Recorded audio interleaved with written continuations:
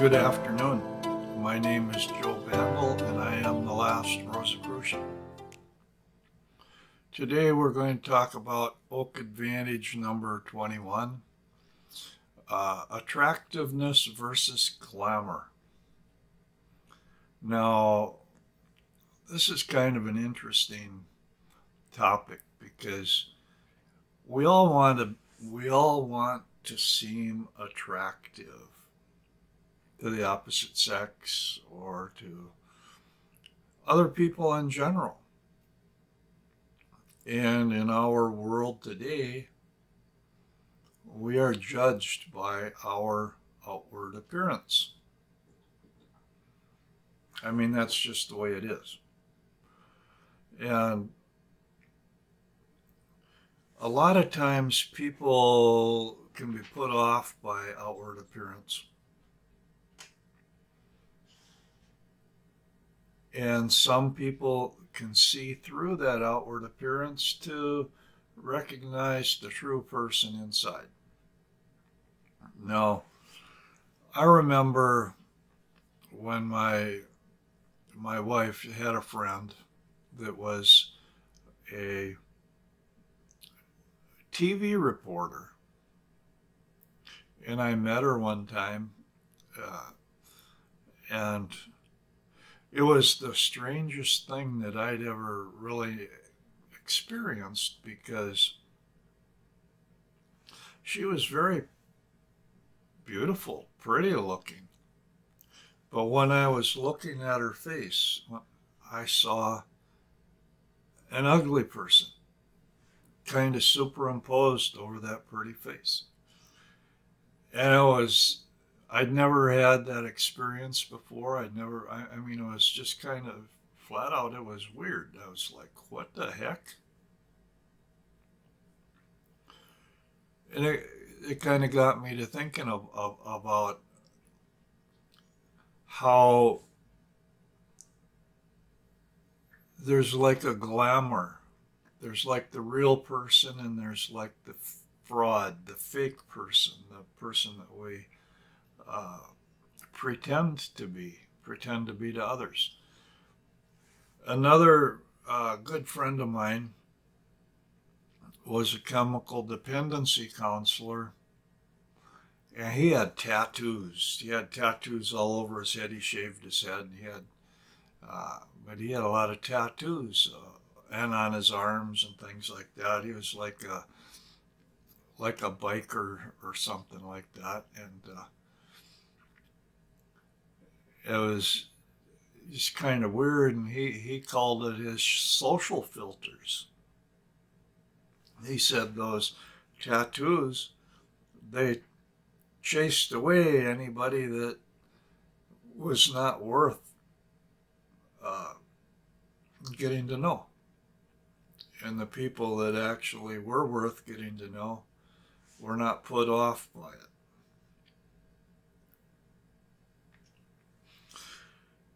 And I think about these things, and I think about my past life, my last past life as the author Hans Heinz Ewers. And he was a dandy. He was a ladies' man. And he was always dressed up neat and shaved and charismatic, things like that. I mean, he was a womanizer. He liked guys too, I guess. He was kind of like both. And then I think about my life, and it's like, why do I choose to look the way that I do? I mean, I'll be blunt. It's like I got this kind of scraggly beard, long hair, what is there of it, kind of casual looking shirts, pants, whatever. And I think about it, well, because I know that there are some women that have told me, they've said, your beard, untrimmed and stuff, is off-putting, and I like, okay, I get that. Uh, but I'm not chasing after any women really, and I there's something that I've found over the years, the last 15 years, 20 years, well, since I got out of the Air Force and I didn't have to shave every day. I noticed that there's a pattern that kind of happened over and over again in my uh, interactions with people. And I'm kind of a loner, and I'm not really interacting that much with people anyway. But I do have some interactions. Uh, but my dog Valentine has probably got more human interactions than I do because they all know who she is, know her name, and they might not know my name. Of course, I probably don't know anybody's name either. But that's beside the point. What I noticed was the initial impression that people have of me a lot of times is kind of like standoffish, is maybe not that good. But as they are around me, they kind of warm up to me. They kind of like me. They kind of are attracted to me, in a way. But it's kind of one of these things where they got to get to know me a little bit, because that first impression is kind of uh, like, I don't know about this guy here. He doesn't look like the normal person out there. On top of that, I'm pretty tall. Well, I wouldn't say I'm really intimidating, but it could, could be. But anyway, the point being that we're talking about what's true attractiveness and what is glamour. Now, that beautiful looking lady that I could see this ugly face superimposed over her face, that was she was using a type of glamour. That's what it's called. And a lot of women, even a lot of men or whatever, uh, they, well, let's say the women anyway. We'll keep with the women, putting on the makeup and making themselves very attractive. And it's natural and normal. And there's nothing wrong with that in a way. Um,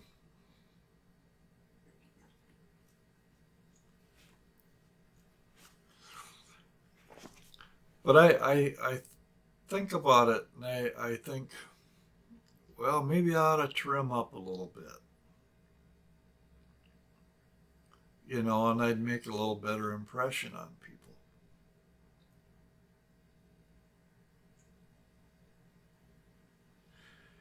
And the more I've thought about it, and it's like, no, I'm not that interested. Why am I not interested? Do I want to push people away?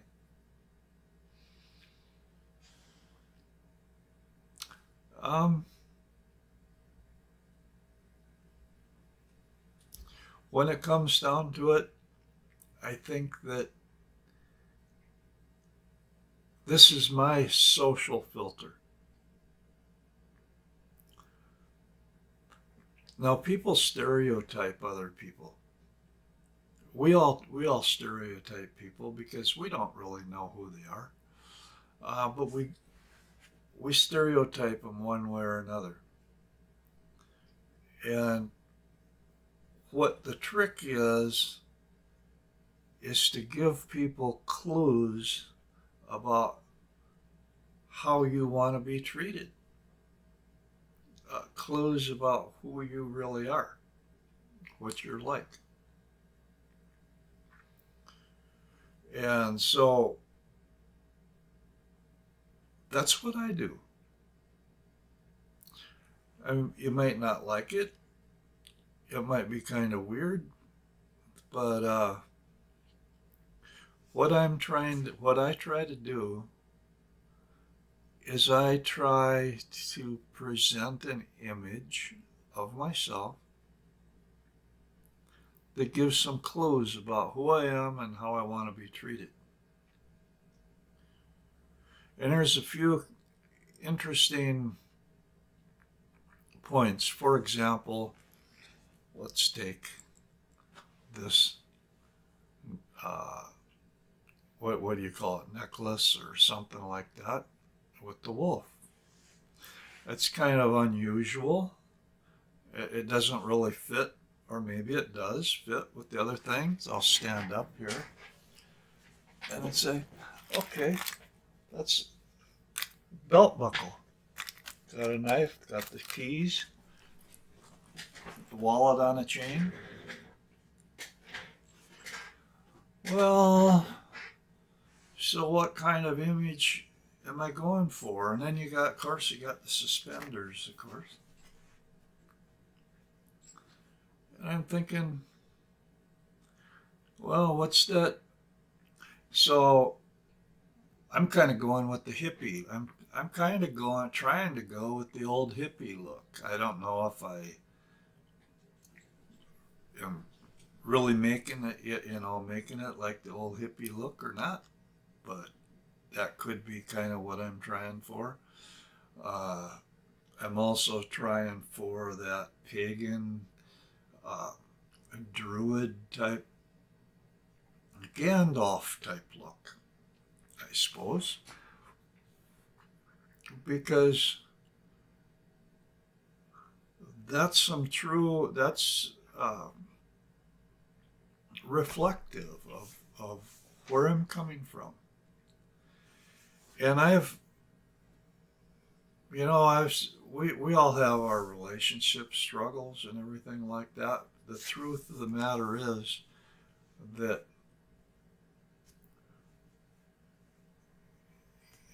I've I've reached a point in my life where, in terms of relationships or whatever, if somebody's going in the same direction that I'm going, I'm like, hey, we can walk together for a ways. We can share some things. We can do some things. But if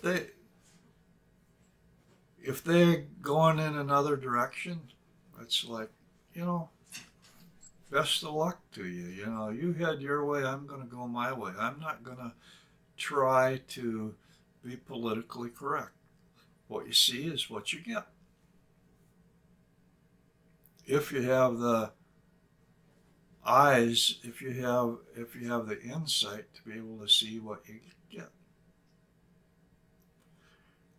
So I'm just trying to be authentic. Does it work?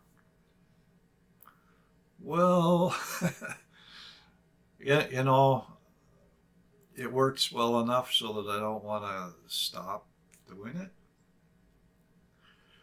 But that's not normal for society. People out there, they're trying so hard to get people to like them. To They're trying so hard to fit in. They're trying so hard to do what's politically correct. And trying to impress other people. Am I trying to impress other people? I'm not. No, I'm not. I'm not trying. And I don't need to impress other people because I know who I am. I know my own self-worth, and I know what I've done, what I've achieved, and there's some substantial things about it. So it's like I don't need to prove anything to anybody.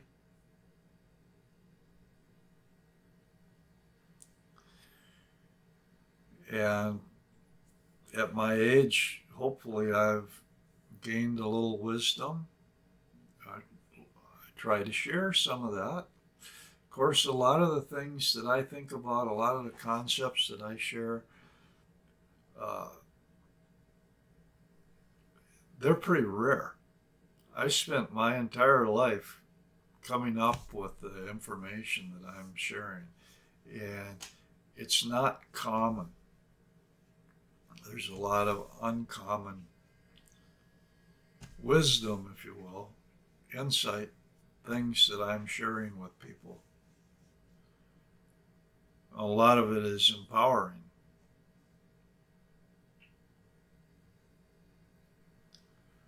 A lot of it can challenge a person's belief system.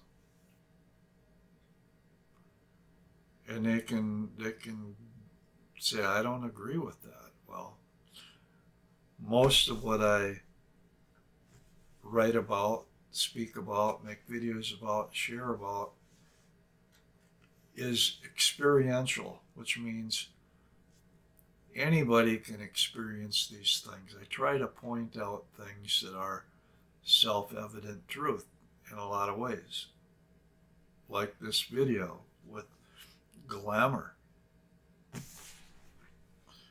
and with what true attractiveness is. And the bottom line, uh, your attractiveness, your ability to attract or repel, is dependent on your aura. It's dependent on the strength and the power of your soul. It's dependent upon how highly developed each one of 7 astral bodies is.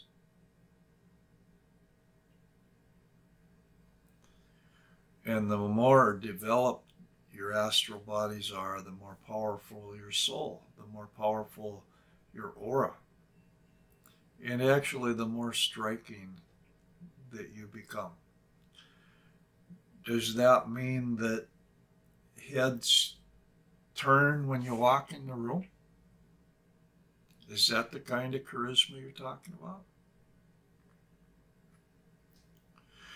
I remember reading about Scientology, and they're talking about how developing clears, you know, doing the Dianetics processing and things like that, and that the higher, the more clear you got, the more charismatic you are. But then I also remember reading about the Rosicrucian perspective. And they were saying that the true masters are in the background. They're not out in the front. They're not calling attention to themselves. And it brings up an interesting point because we're talking about auras, we're talking about soul development. If you're perfectly balanced,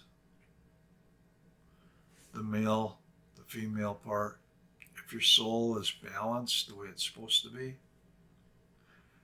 you become invisible because there's not really anything that sticks out and attracts people that way.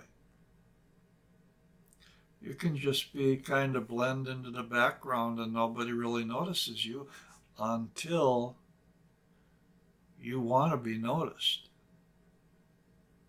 And when you want to be noticed, that strength of soul, that strength of aura shines. And people can really, there's no mistaking it. It can be overwhelming.